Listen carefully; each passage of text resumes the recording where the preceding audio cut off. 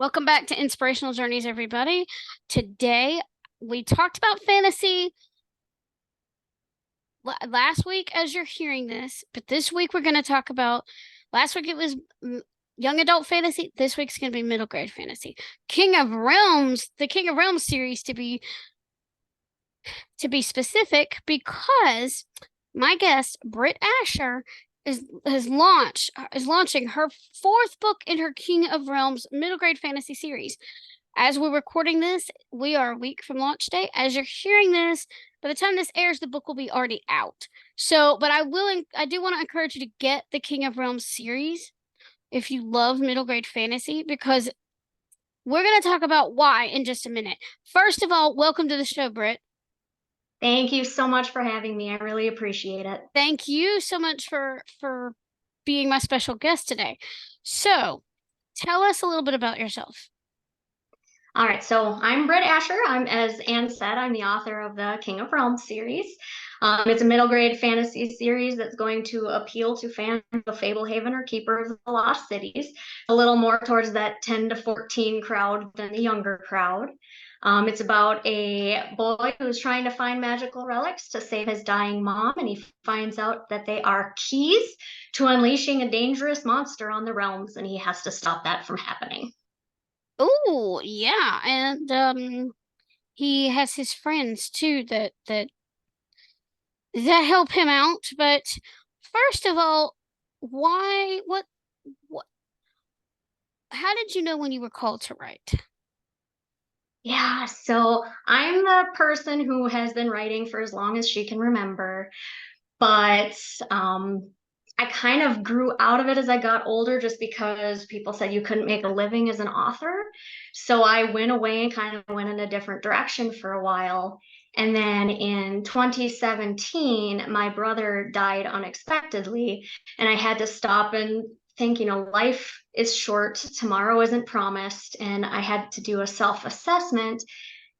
If I died tomorrow, would I be satisfied with the life that I'm living today? And my answer was, at that time, was no. And I realized that it's because I wasn't doing my writing. So I pulled writing back in. I started studying writing really, really hard, got really into it, wrote an entire series that I ended up throwing away, but it made me grow as an author. And now here I am, and I can finally say that I feel alive and I am doing what I'm supposed to be doing. What inspired you to write middle grade fantasy? So I write what I love to read. So middle grade fantasy is my favorite genre. It's probably really the only genre I read a lot of. I will dabble in other genres, but I always come back to this. And I love the innocence of it. I love the adventure. I love how it's still very optimistic. You still have that good triumphs over evil type feelings and characters getting to be heroic. I love that. I love to read it, and so that's what I write. Wow. Okay, cool. So, and I'm writing middle grade speculative fiction. I've tried to dabble in writing mystery. I've tried to dabble in writing Christian thriller. But the research was just too daunting and I got stuck. I couldn't do it. I hated it. I got to the point where I hated the book. And that's when the Lord told me, you need to make this a children's book. And because I'm a spiritual person, that's why I do the speculative fiction part of it. So, and it's there's world building, but it's fun. And Yes. and I like to write fantasy because I like to read it. I like to read mysteries. I like to read other genres, with a few exceptions. But I let the people who know how to write those write those. I write what I find, and Find your specialty. right, and the research for fantasy or speculative fiction is more fascinating than research for crime fiction, honestly, to me. Yeah. I agree with you on that one. So let's talk about your process because I love to hear about the writing process. So did you pants the novel or the series, or did you have an outline? How did that work? So I would say I'm a bit of a hybrid. So Ah, with my first series, I was a complete pantser, and it was very imaginative, but it was confusing and winding, and readers couldn't keep up with where I was going. And so with King of Realms, I added an outline, but it's loose. Like I have major goalposts for the big events that need to happen for each book and for the entire series. But I leave room between these goalposts to just pants like crazy and let the characters take over, because they do. They inevitably take over and do what they want. And sometimes I have to adjust my outline, but then I still have a generally decent idea of where I'm going. Ah, okay. That's nice. So, how many books do you plan to write for the series? Yep. So King of Realms is 5 books. So book 4, as you mentioned, is coming out this month. Book 5, I just set the release date as December 7th. So I'm getting it in there for Christmas. And then the series will be complete. So it'll be done this year. Woo! That's a lot. That's a quick turner. That's a quick release because it's like it takes a while to write fantasy though. So I actually wrote all of the books last year, and this year has just been all of the editing and getting feedback and making adjustments and prepping for publishing. So they were all ready to go. I'm just spitting them out now. Oh, okay. So you didn't just write and try to edit and spit them out in a month. No. That No. no. And I'm not that fast of a writer myself, so yeah, I can understand. Sometimes you have to do the prep work beforehand. Any tips or takeaways you want to share with the listeners? So, for the writers out there, my biggest tip is always going to be learn how to take critique and use it to your advantage. Try not to be insulted by it, or like I often do, I'll get into a little pit of despair or I'm a horrible writer, I can't write, yada, yada. That's not true. Nobody is a perfect writer. Everybody has room to grow. So take the critique, learn from it, and make yourself a better writer. Your next book is going to be better than the last one. Keep moving forward. Oh, I love that. And now I'm gonna pick your brain a little bit about the publishing aspect. Okay, so I noticed I get your newsletter, of course, because we're fantasy writers, we have to stick together. Um, but I saw where you were putting all your Kingdom Realms series on Kindle Unlimited. But you had it published wide. What, if you don't mind me asking, what made you decide to go KU? Yep. So I was wide for several months and did promos and all of that, like they say to do for the adult books and things like that. And I gained no traction, not a single nibble on any of the sites where I was at. And I tried a lot of different paid promos and things like that. And so I saw that a lot of the more successful middle grade indie authors were all in KU. So I figured I'd give that a try. Um, Ah, it was a pain to go from wide to KU. So if you're contemplating, I would suggest starting with KU, because uh-huh. a lot of little stores will not take your books down for months. So that was fun. But getting into KU, I've seen a lot of page reads now and I'm getting a lot more sales. So I definitely think it helps. See, that's why I'm asking this question because I haven't seen like tons, but I've gotten 10 children's books, indie middle grade books off of KU. And that's where I want to start when I do my book. I want to test the waters with KU because yes, there are people that go wide and they may have a crowdfunding project or whatever that gets them there, but LB Ann is a if you like speculative fiction, she is a top, and I'm trying to get her on the show too.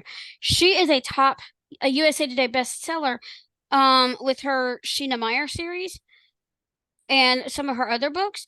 And her Sheena Meyer series, all 7 of her books are on KU. And that's where it started. And then I've seen a few others that are on KU as well, some even young adult. So that's why I wanted to ask that question because I wanted to see where, and I know everybody's marketing strategy is different, but I wanted to see what the success, do some market research. And I appreciate you being honest with about that. That kind of helps me to that solidifies my decision there. Hey, give it just try it. I do. So people have said that middle grade readers are not reading on Kindle or things like that. And that might be true. That's still typically true, I think.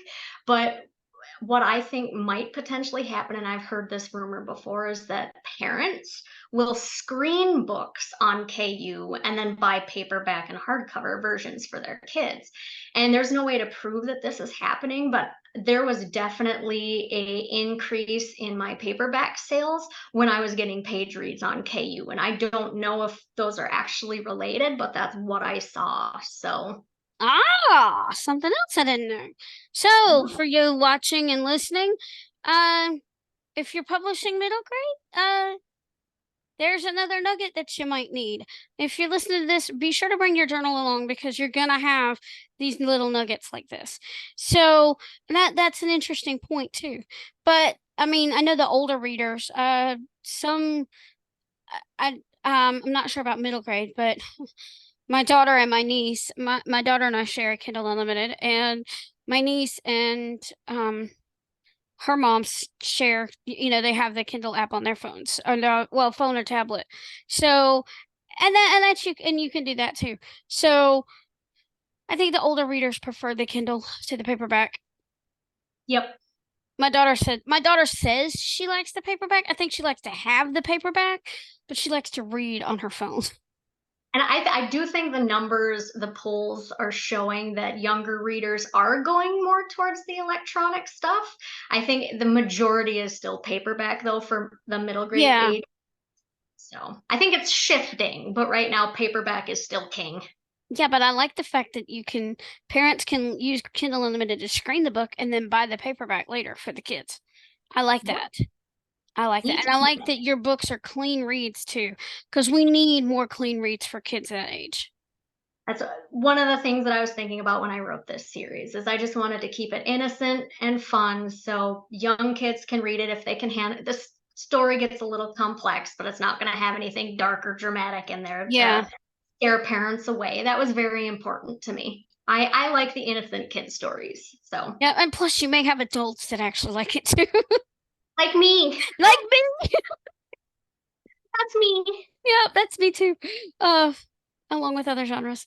So, where can people find you online? Yep. So I have a website, britasher.com. Otherwise, I am on Facebook and Instagram under Brit Asher Writes. Nice. So, is there anything else you would like to say before we close? If you pick up my books, I really hope you enjoy them. I write for you guys to have fun and find a way to have fun to kill your time. If you're a writer, again, I'm just going to reiterate, don't give up. When you get those discouraging moments, keep going. They're going to happen. They're going to keep happening no matter how many books you publish because there's no such thing as a perfect author. So pick yourself up and keep moving forward. You only stop growing when you quit. So keep going. Right. And I do want to remind you, those readers listening out there, and the parents who bought the books for the kids, if you're checking the books out on Kindle and then buying the paperbacks, or if you have young adult readers who love the middle grade genres, or well, no, kids don't read down, they read up. Sorry. But if you like the middle grade genres, don't forget to leave the reviews because reviews help us authors out there. Those help so much. Please. Yes, I will remind you. So, we challenge you today to go out there and read to get inspired. Write something inspiring and share your creation with the world, for when you've touched one life, you've touched thousands. Thanks for joining us here on Inspirational Journeys, and remember, your story matters. Take care, everybody. I will see you next time, and have a blessed day.